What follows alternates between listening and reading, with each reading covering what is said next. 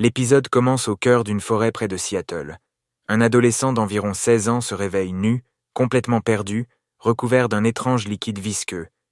Il n'a aucun souvenir, ne parle pas, et surtout, il n'a pas de nombril, ce qui intrigue immédiatement. Totalement désorienté, il observe le monde qui l'entoure avec une innocence presque animale. Rapidement, il erre jusqu'à la ville. Il ne comprend rien aux comportements humains ni aux objets du quotidien. La police finit par le trouver après plusieurs signalements. On le considère comme un adolescent fugueur traumatisé. Incapable de s'exprimer, il est conduit dans un centre de détention pour jeunes en difficulté où la psychologue Nicole Trager est appelée pour tenter de le comprendre. Dès leur première rencontre, Nicole remarque son comportement unique. Il absorbe les informations comme une éponge, imitant ce qu'il observe, comme s'il apprenait tout pour la première fois. Il dessine ce qu'il avait vu dans la forêt sous une tente et montre ça à Nicole. Nicole remarque que personne ne cherche Kyle, pas d'avis de recherche. On lui montre qu'il n'a pas de nombril. Touchée par sa vulnérabilité, elle décide temporairement de l'emmener chez elle. Elle lui donne un prénom provisoire, Kyle. À la maison, il rencontre le reste de la famille. Steven, le père, ouvert mais perplexe. Laurie, l'adolescente rebelle. Josh, le petit frère sarcastique. Chacun réagit différemment à cet étrange invité. Josh le considère comme un alien à cause de son absence de nombril. Laurie est d'abord agacée mais intriguée, tandis que Stephen essaie de rester logique malgré l'étrangeté de la situation. Nicole, après avoir amené Kyle à la maison, reçoit un appel d'urgence, donc elle demande à Laurie de le surveiller. Laurie, dans quelques minutes, reçoit aussi un appel. Elle quitte le salon, laissant Kyle seul là-bas sur l'ordinateur. Kyle entend une musique qui vient de l'extérieur. Il sort de la maison, essayant de voir où provient cette musique agréable douce à ses oreilles. Il finit par trouver où le son se jouait dans la chambre d'une jeune fille. Il va rester derrière la fille en admirant sa façon de jouer et appréciant la mélodie. Il commence par pleurer parce qu'il se sentait triste que certaines personnes n'arrivent pas à apprécier la mélodie, à ressentir cette sonorité. Soudain, la fille se retourne ébahie, fixe Kyle. Kyle panique, tombe et court pour partir. Il va se coucher dans le baignoire. Josh, qui rentre et va dans la salle de bain avec son magazine de sexe, il est assis en train de le feuilleter soudain. Kyle ouvre doucement le rideau qui cache le baignoire dans lequel il est couché pour voir qui est là. Josh le voit, crie très fort au secours en courant pour sortir de la salle de bain. Son magazine tombe dans les escaliers. Sa maman prend ça, elle lui dit qu'il n'y a rien à craindre, que c'est Kyle le gars dont elle les avait parlé. Elle lui demande « Pour une seule nuit. » Kyle va dormir avec lui dans sa chambre. Josh voulait refuser, mais sa maman a fait pression, il a fini par accepter. Nicole empêche Laurie de sortir pour sa soirée, vu qu'elle n'a pas pu bien surveiller Kyle, et il est sorti au dehors. Nicole présente Kyle à son mari Stephen. La voisine chez qui Kyle était rentré vient se plaindre chez Nicole, mais Amanda, sa fille qui jouait la mélodie, admire bien Kyle. À table, Kyle avait soif, mais ne sait pas comment l'exprimer, donc il s'est rappelé de ce qu'il a entendu au centre de détention. Il dit « Dis donc, on crève de soif dans cette tôle ». Toute la famille est étonnée, chacun se pose des questions.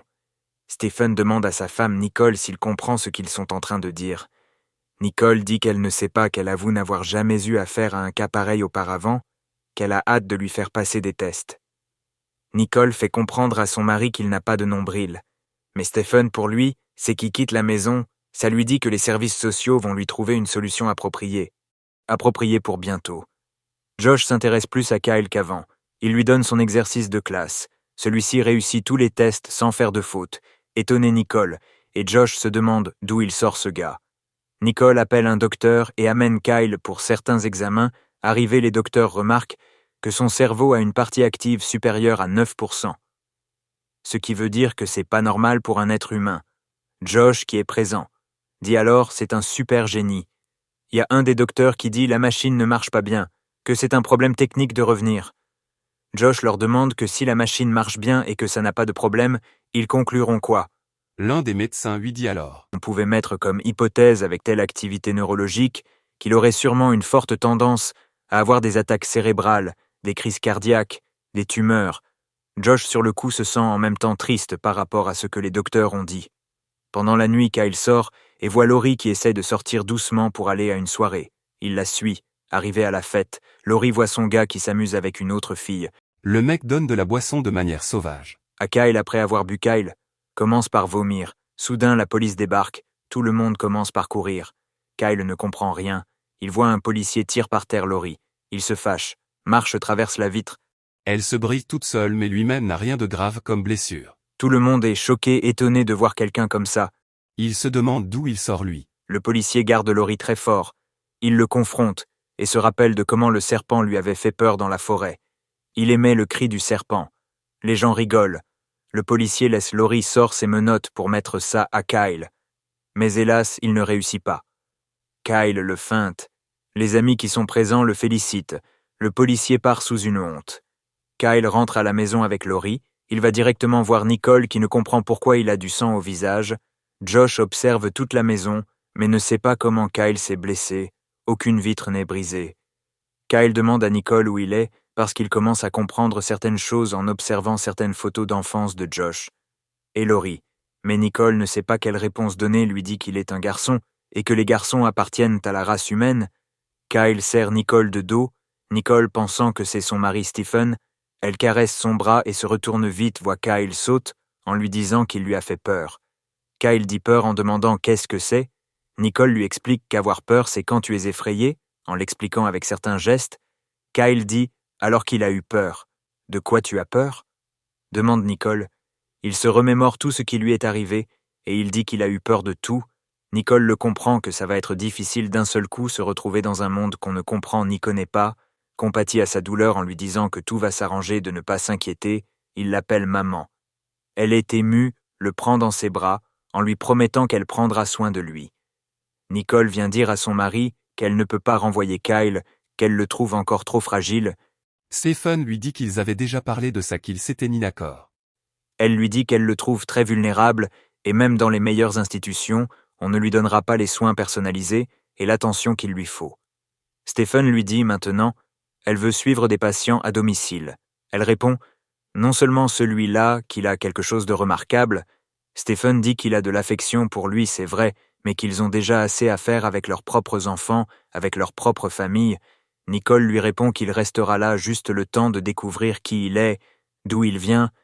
Mais on peut jamais le savoir, dit Stephen. C'est beaucoup demandé, je sais, dit Nicole. Ouais, un peu trop, répond Stephen. Nicole va au centre où Kyle était placé, premièrement. Le responsable dit à Nicole qu'il ne retrouve plus son dossier, qu'il n'a plus de solution pour lui, qu'il est désolé. C'est dommage, merci beaucoup, dit Nicole. En parallèle, un mystérieux homme surveille de loin l'endroit où Kyle a été mis en possession de son dossier disparu. Dans la maison, Stephen fait quelque chose sur son ordi soudain. La tasse de thé verse sur ça, ce qui fait sortir un code bizarre, ce que Kyle arrive à comprendre. L'ordi s'éteint.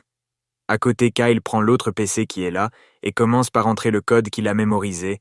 Ce qui fait apparaître la photo que Stephen cherchait sur l'autre ordi en panne. Il est content et lui dit qu'il l'a retrouvé, que comment il a fait. Kyle aussi content mais ne répond rien. Josh, de son côté, joue du basketball avec Kyle. À table, Nicole demande à savoir si quelqu'un trouve d'inconvénient que Kyle reste un peu plus longtemps que prévu. Josh lui sert sa boisson. Lori et Stephen lui servent sa nourriture.